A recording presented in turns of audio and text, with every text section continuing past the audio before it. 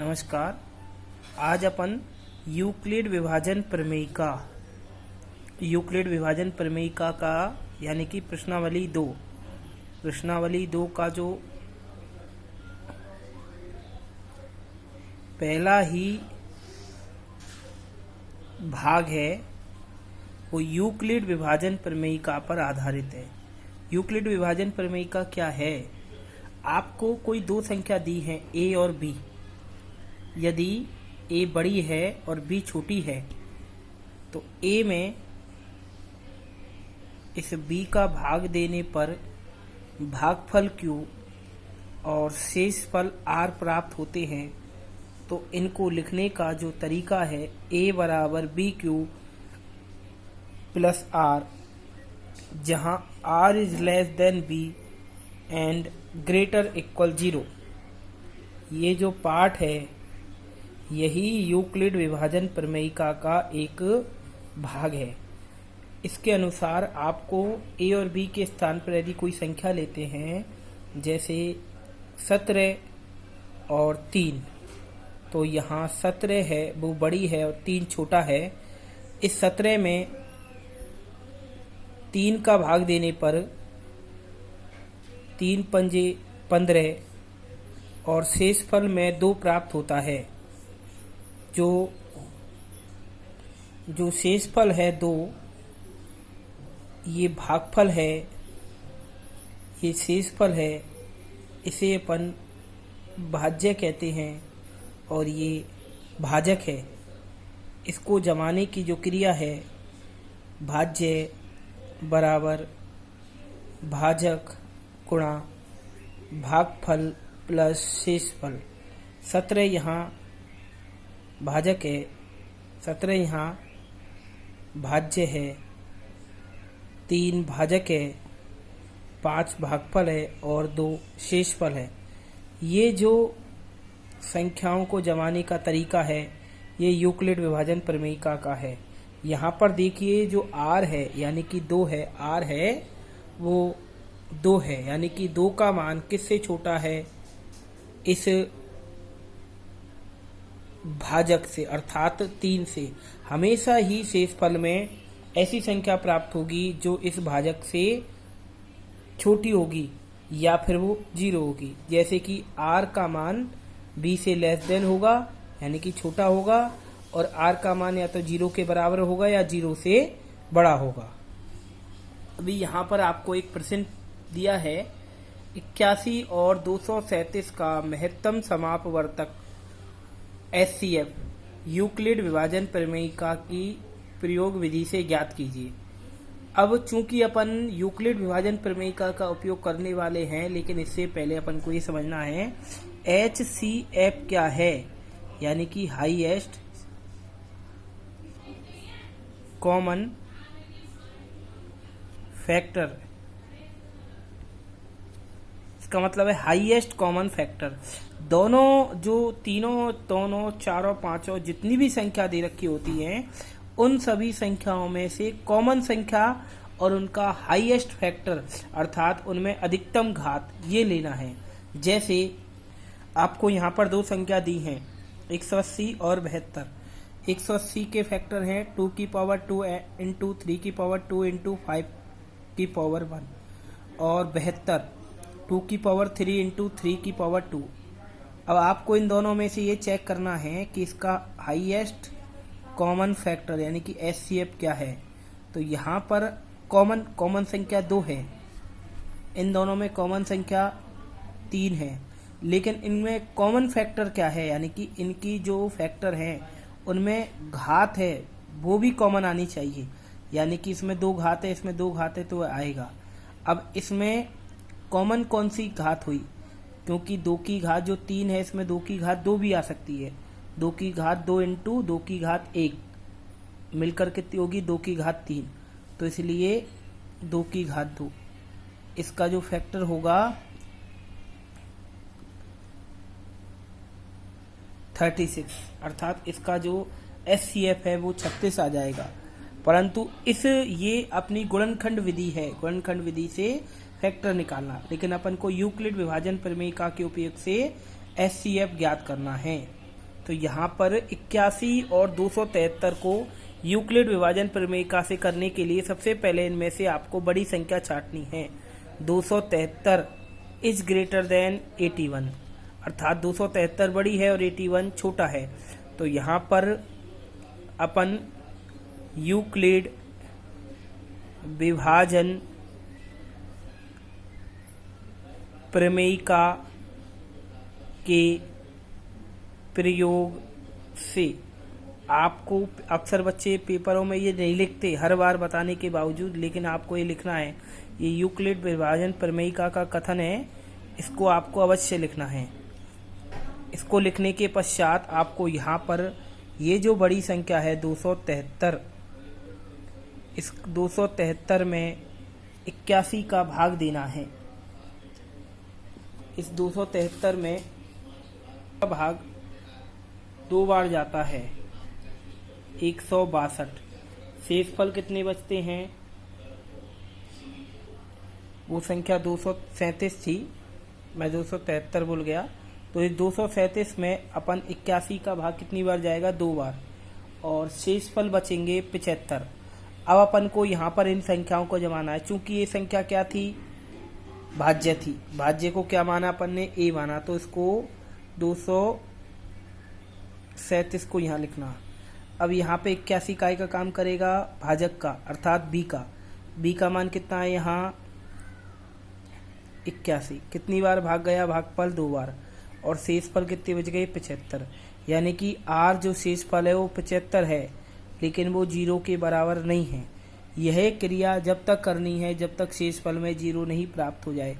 अभी अपन को इसके साइड में ही ऐसा एक भाग का साइन करना है, और यहाँ पर ये जो 81 था, इस 81 को इस चूल्हे के अंदर लाना है। अर्थात यहाँ जो भाजक था अब यहाँ भाज्य बन गया, और यहाँ जो शेषफल था यहाँ अब वो भाजक बन गया। क्या बन गया? भाजक बन गया।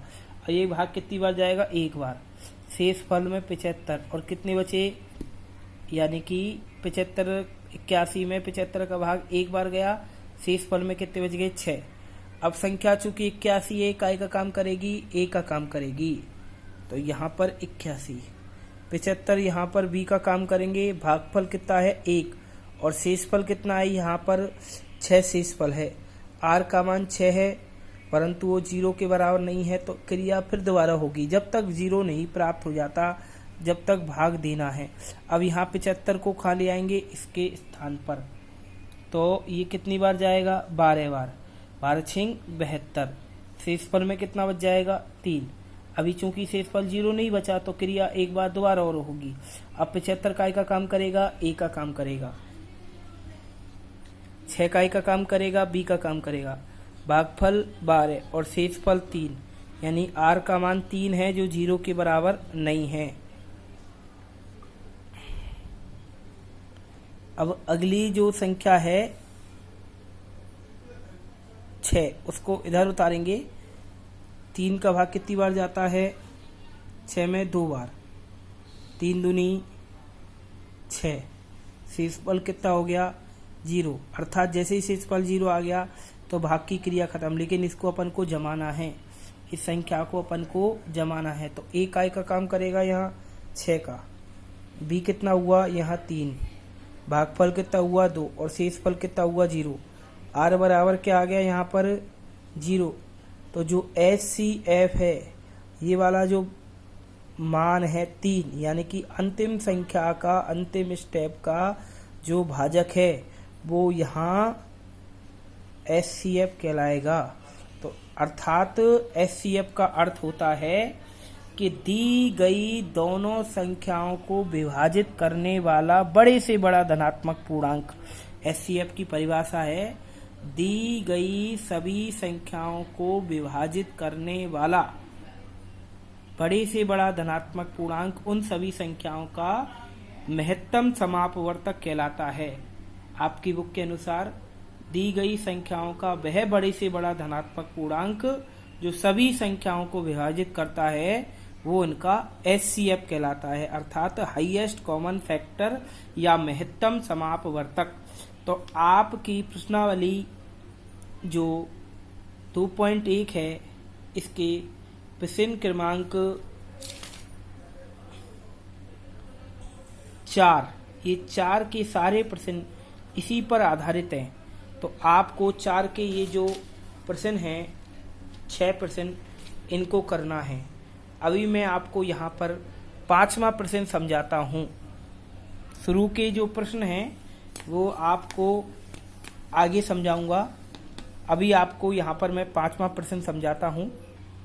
अभी आपके सामने प्रश्न है कि यदि संख्या 408 और 1032 के महत्तम समापवर्तक यानी कि एचसीएफ को 1032x माइनस के 408 गुणा 5 के रूप में लिखा जा सकता है तो x का मान।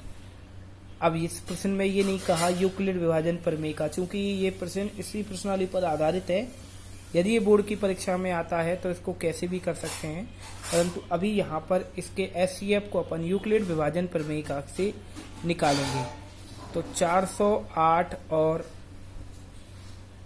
1032, इसमें 1032 संख्या वो बड़ी है 408 से, तो अपन यहाँ यूक्लिड विभाजन प्रमेयिका के प्रयोग से a बराबर बी क्यू प्लस आर और ये r is less than b and greater equal 0। अब अपन को 1032 में इस 408 का भाग देना है, तो कितनी बार जाता है? 2 बार। और शेष फल में कितना बचता है? 100। शेष फल में 216 बचता है। तो इसको जमाएंगे, 1032 इक्वल 408, बी का काम करेगा, 2 भागफल है और 200 शेष फल है 16। तो r बराबर 216 है परंतु 0 के बराबर नहीं है। अभी 408 को इधर लाकर ये क्रिया करनी जाएगी, तो ये भाग कितनी बार जाएगा? 1 बार। शेषफल में 192, तो 408 216 भागफल 1, शेषफल 192, r इक्वल 192 जो 0 के बराबर नहीं है। पुनः यही काम आगे करेंगे, यानी कि 216 अब यहाँ अंदर आ जाएगा, पुनः 1 बार भाग जाएगा, शेषफल में 24 बचेंगे। तो 216 यहाँ 192 1 और शेषफल 24। r equal 24 not equal 0। पुनः 192 कितनी बार भाग जाएगा? ये 8 बार जाएगा, 192 0। तो 192 24 इंटू 8 प्लस 0, r इक्वल 0 हो गया। तो एचसीएफ किन किन संख्याओं का? 408 और 1032 का। एचसीएफ लिखने का तरीका इसका मतलब है इन दोनों संख्याओं का एचसीएफ, ये वाली जो संख्या प्राप्त होगी 24 है। अब चूंकि प्रश्नानुसार आपको ये उसने कहा है 1032x माइनस 408 गुणा 5 बराबर एचसीएफ 408 और 1032, इसकी वैल्यू कितनी है? 24 है। 5 चौका 20, 8 पंच 40 और 5 चौका 20, 1032x। 1032x ये संख्या इधर पक्षांतरण हो जाएगी,